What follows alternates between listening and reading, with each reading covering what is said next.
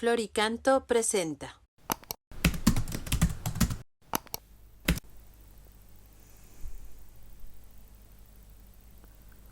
Número 153 del Compendio del Catecismo de la Iglesia Católica. ¿Por qué la Iglesia es el pueblo de Dios? Y la respuesta, que es breve, es la siguiente. La Iglesia es el pueblo de Dios porque Él quiso santificar y salvar a los hombres no aisladamente, sino constituyéndolos en un solo pueblo, reunido en la unidad del Padre, del Hijo y del Espíritu Santo. Bueno, como veis, para responder al ser de la Iglesia hay una pregunta. A ver, ¿por qué Dios quiso salvar al hombre no aisladamente, sino formando un pueblo? Porque eso fue lo que dio origen al ser de la Iglesia. Y para poder responder a esto nos tenemos que enfrentar, tenemos que tener capacidad crítica hacia una tendencia individualista muy marcada que se ha ido forjando en nuestra cultura. En nuestra sensibilidad cultural poco a poco ha ido derivando en un gran individualismo. La secularización, en la medida que ha avanzado, ha ido de la mano de la pérdida del sentido comunitario. Yo recuerdo a nuestras personas mayores, pues oírles contar cómo, pues cuando las tradiciones religiosas estaban mucho más arraigadas, cómo pues se compartía también un concepto de familia mucho más extensa, las familias se juntaban mucho más, compartían su vida. Hoy en día nos hemos ido cada vez más cerrando en nuestros hogares.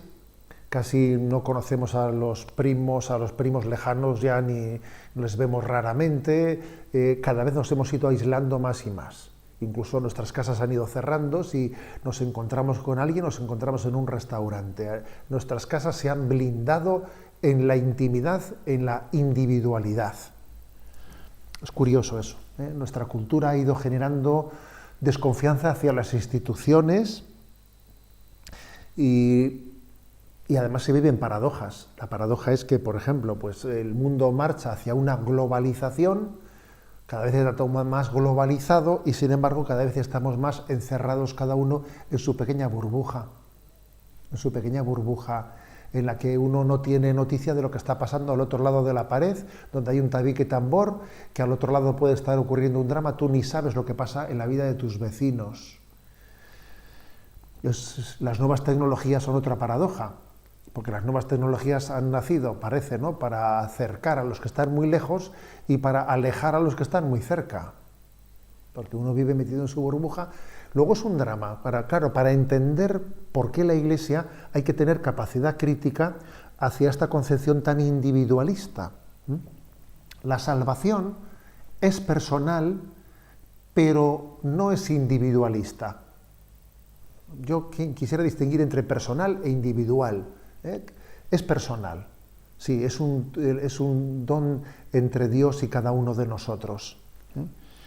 Pero no es individual, porque lo que hagan los demás también me afecta a mí, nos afecta a cada uno de nosotros.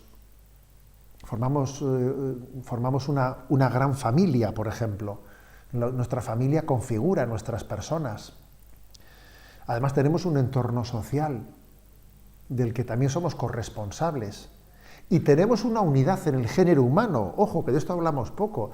Tenemos una unidad en el género humano. Fijaros cómo el Papa ha publicado esa encíclica con el nombre de Fratelli Tutti. Es que formamos una unidad en el género humano. Por eso existe una dimensión social. El hombre tiene una dimensión social. Y entonces Dios nos tenía que salvar como formando una familia, como formando un pueblo, y de ahí la Iglesia.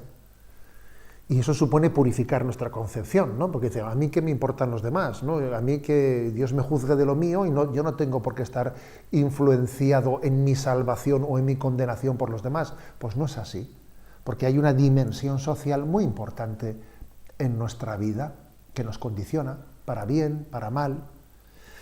Y entonces el punto noveno de la Constitución Lumen Gentium del Concilio Vaticano II tiene un párrafo, tiene una frase que dice: sin embargo, quiso santificar y salvar a los hombres no individualmente y aislados, sin conexión entre sí, sino hacer de ellos un pueblo, para que le conociera de verdad y le sirviera con una vida santa. Este ha sido el designio de Dios. Bueno, entendido esto, nos damos cuenta de que tenemos que sentirnos pueblo de Dios, sentir nuestros vínculos que tenemos con los demás, que Dios ha puesto junto a nosotros a muchas personas, una familia, una iglesia, para ayudarnos en nuestro camino. Porque somos personas, no individuos, somos personas relacionadas. Y eso tenemos que disfrutarlo, darnos cuenta del gran peso que tiene en nuestra vida, ¿no? Todo lo que recibimos, ¿no? Y el formar parte de ese pueblo de Dios debería de tener en nosotros un gran peso. Por ejemplo, ¿no? A veces, por desgracia, pesan más las ideologías, el que uno pertenezca a un partido político. A veces pesan más hasta las aficiones deportivas, el que uno pues, sea seguidor de un equipo de fútbol o del otro. Pesa eso más que el formar parte, pues las ideologías políticas o la raza a la que pertenezco. Pesa eso más que el formar parte del pueblo de Dios. Fijaros, por ejemplo, qué gran disgusto supuso para la Iglesia, ¿no? Qué gran fracaso. Supuso, por ejemplo, aquella guerra civil genocida entre Hutus y Tutsis en Ruanda, ¿no?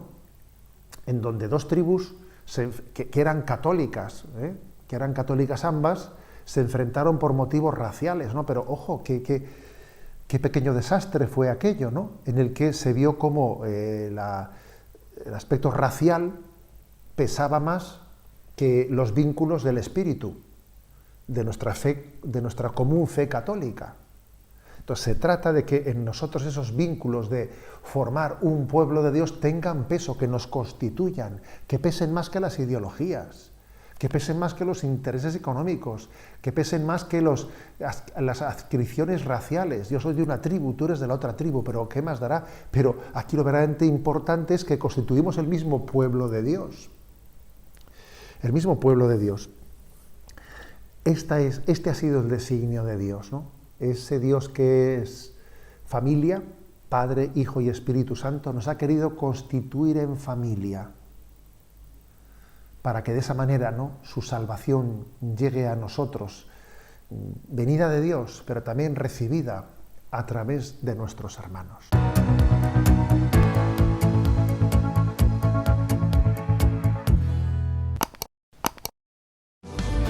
Florica.